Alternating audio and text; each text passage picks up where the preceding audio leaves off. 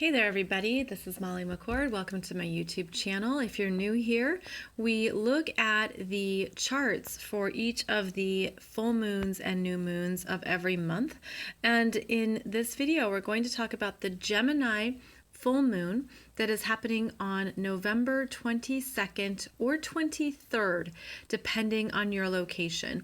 In this chart, I ran it for New York, in which case it's exact November 23rd at 12:39 a.m.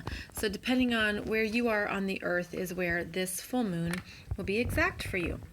So we're going to take a look at what's happening in this chart. Please note that I do not reference the houses in the chart because the house placement will be different for everybody. So in your natal chart, you would actually be looking for where you have this first degree of Gemini. The moon is here at 0 degrees of Gemini, 52 minutes, and it is exactly opposing the sun, which is now at 0 degrees of Sag in 52 minutes. So this is the full moon energy where the sun and the moon are always opposition to each other. They illuminate, they shine bright, the energy peaks. The energy that started at the new moon now reaches a culmination point, a sense of this is what is being revealed. This is what's coming up. And the Gemini full moon is quite busy because Gemini is a very busy energy. Gemini is where we think, talk, learn, share. We take in information that we can then pass on. It's the sign of the student and the teacher. It's how you think, your mental processes, how you speak. It's also quite curious and social. It wants to travel, move about, what's going on, what's the haps, all Gemini energies. With the moon there, the moon is our daily lives, our emotional world, our energies that we experience. So there's a lot of activity with the Gemini full moon. We want to be talking and thinking and connecting with people. We might even feel like life just got busy. Here in the United States, this is actually Black Friday. This is the Friday right after Thanksgiving. All the sales, all the deals, although nowadays it starts weeks and weeks in advance. But with the Gemini full moon, daily life picks up the pace and we're looking for information and stimuli. We want something in our brains. We're looking for something to talk about and digest. So you have this energy of the mind, the mental energy in the moon in Gemini is mental. It processes things through the head. It processes how it feels through the head. Let me think about this. Let me talk about this. And often as the moon in Gemini talks, it hears itself. It hears how it feels. So it's part of the processing of feelings that happen when the Gemini moon converses with other people, or even when it writes something out, writing in a diary, writing in a journal. Just being able to get something out of your head is where you start to see how you really feel. So that energy is opposing the big, bright, beautiful sun in Sagittarius, which has a lot of energy right now because the sun in Sag is conjunct its ruler, Jupiter, who is now in Sagittarius as well. As of this month, Jupiter went into Sagittarius on November 9th. So is moving through here and really amplifying and making things big, big, big. The big can even be overwhelming. It can feel like too much. It can be, oh my goodness, I don't know what to do. But it can also be the big return of faith and hope and trust.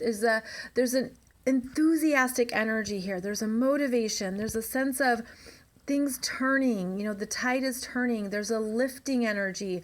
We get positive where we thought we were in that dark tunnel for so long. The energy lifts. We return to the light. And Jupiter really accentuates this energy. Again, it can be too much. It can be too much drinking, too much eating, being too loud. It's all a lot with Sagittarius, especially with that Jupiter conjunction. The other thing to make note of here is that the Gemini full moon is ruled by Mercury. Mercury is over here. at 10 degrees of Sag retrograde. So Mercury is the ruler, and in retrograde in Sagittarius, which is not a sign that it does well in, because Mercury likes the details, the particulars, the specifics. And in Sagittarius, he can take in a lot of information and have to figure out what he thinks. This is the energy of opinions, of what is right, what is wrong, the justice, what's the story around the bigger picture. It's Gemini energy likes to focus in. Mercury likes to focus in. Mercury in Sagittarius thinks bigger, right? So there's a sense of, what do I focus in on, especially in the retrograde? It's a review time. It's a don't make decisions time. You're forming an opinion. You're forming an answer.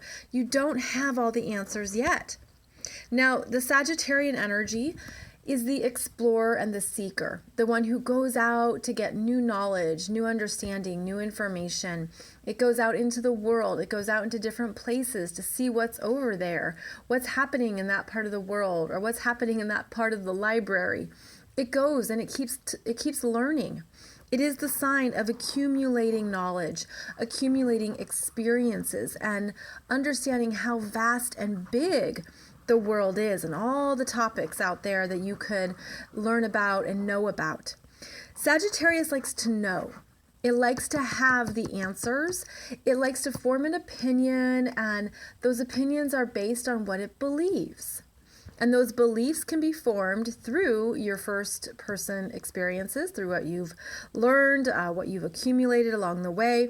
So there's a sense here of, I've been in the world, this is what I know, this is what I believe, this is what matters to me, this is what has meaning. So this energy really stirs up, what do you find meaning in? What has value? Where do you put your belief in something outside of you? Outside of you, because it's understanding the world is so big, and so how do you take everything out there and make it meaningful to you and make it applicable to your life? So that Sagittarius energy is always searching for the higher wisdom. Now, this means that Sag can be, like I said, opinionated. It can be a know-it-all. Sagittarius won't ask for questions. It will give you the answers. But this full moon in Gemini asks questions. Gemini is curious. The moon in Gemini is curious to understand something. And how did you arrive at that conclusion? And where did you hear that? And what's the story? What's the story about that? What are the details? What are the particulars? That's what the moon in Gemini is all about. It's very curious and inquisitive. So you want to do a big project, right? That's Sagittarius. You want to write a book. You want to publish your knowledge and get it out there and share it with the world and really give people something to think about or share your information, okay? All of that is Sag. But the moon in Gemini is, okay, well, you're going to have to structure it. You know, you're going to have to put together, in order to write a book, you have to write page by page, word by word. You have to put together the sentences, outline the structure, look at where you're going. Does it make sense? What are the details? What are the facts? What are the things that are necessary? What's the story that you're sharing here in this bigger, in this bigger message that you're putting out there? So you can see how Sagittarius is big and Gemini is what's smaller, what's particular, what's specific. So that's the energy here that's being highlighted, is that you're ready for the new adventure, you're ready for something bigger, and you're ready for that next step. You're ready for going forward to really return to this new sense of who you are in the world. But Mercury retrograde in Sag is saying, think about it, okay? Just think about it. Review, retrograde, review what you've learned, Sag, what you've understood, the beliefs that you've held. Where do your beliefs need to change? Where do your beliefs need to be reviewed? And all of this is going to keep getting stronger because Mercury is going to be conjunct Jupiter and conjunct the sun. So there's this story that's being rewritten.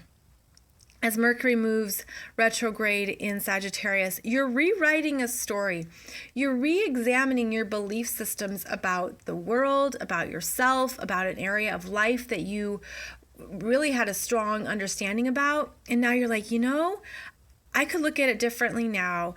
And that's what this retrograde energy is doing, is that you're reviewing these parts of yourself that you assumed you knew. Sagittarius does make assumptions. You assumed you had an answer, you assumed you knew something, and now you're saying, oh, wait, I think I need to stay open to understanding this in a different way, in a new way. These are both mutable signs, Gemini and Sagittarius. And so they're all about adaptability, flexibility, seeing something differently, seeing something new, not being locked in. There's a restlessness because these are the travelers. Gemini and Sag are the travelers. Let's go somewhere. I don't want to accumulate any moss, not on this rolling stone. This rolling stone is going to roll, and it's meant to move. So there's movement in this full moon that's really strong. It could be making plans for the trips you want to take in 2019, making plans to go somewhere, to try something new, to take a risk. Sagittarius is also about following the next call of your soul. What's been calling to you now? What are you ready to really believe in for yourself? And that's also what's being highlighted with this full moon. Now, here's something pretty cool just to give you perspective. Mercury in Sag retrograde is going to make a conjunction to Jupiter and the Sun at 4 degrees of Sagittarius on the 27th and the 28th. So a few days after this full moon. So whatever this full moon illuminates, you're going to get more information in the following week about, oh, I didn't see that, or oh, I know what to do now, or oh, I've got more ideas, more plans, more inspiration, more. Sagittarius brings in the more. So understand that this is formulating during the full moon, and you'll get some more insights the week following it. Now, the other big energy in this chart is how the Sagittarius planets here make a square to the planets in Pisces. We have Mars at 4 degrees of Pisces, 32 minutes. Neptune, 13 degrees Pisces, 41 minutes retrograde. So Mercury in Sag squares Neptune. The Sun and Jupiter in Sag square Mars, which means the moon also squares Mars. So that Mars in Pisces energy gives up. It's the self-sabotage. It's defeat. It's, I can't do it. Who am I to do it? It goes into victim energy or self-pity or blame. Everyone else is going to do this except me. Everybody else has what they need except me. It's actually about the separation energy. Pisces can be associated with escapism, which can show up through drugs, alcohol, fantasy life, fantasy world. Ultimately, Pisces is where we want to check out of the real world and go to other realms. And so those are some of the lower energies of Pisces, because it helps to be aware of what those feelings are as they rise up and as they come up. For example, with Neptune squaring Mercury, you don't have all the information. The Neptune energy makes it hazy, makes it unclear. You don't have all the facts and all the details. Again, it supports this retrograde phase of reviewing, re-examining, and revisiting what this next adventure is, what this next call of the soul is, because that Neptune energy is actually saying, keep trusting, go inwards for more information and answers. Go inward for more. It's not quite time yet.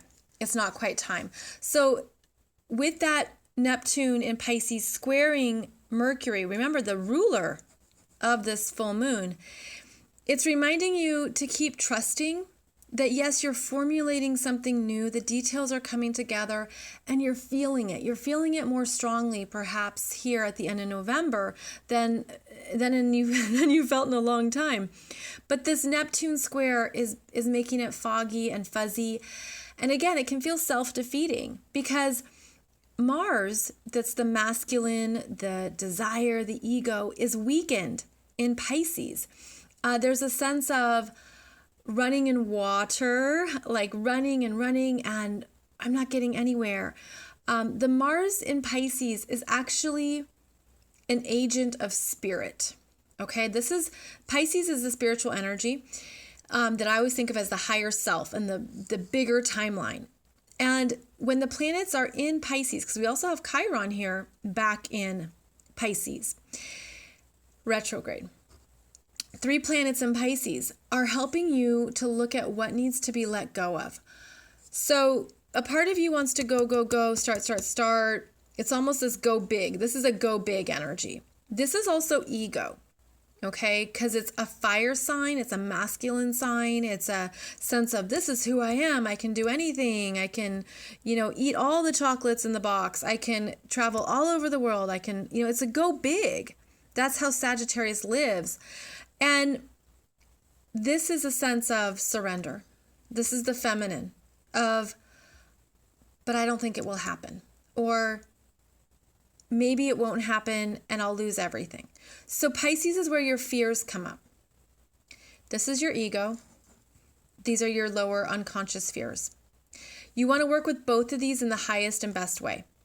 Now I'm focusing on these 2, even though it is a Gemini full moon, because the Gemini's moon is alone by itself up there, right?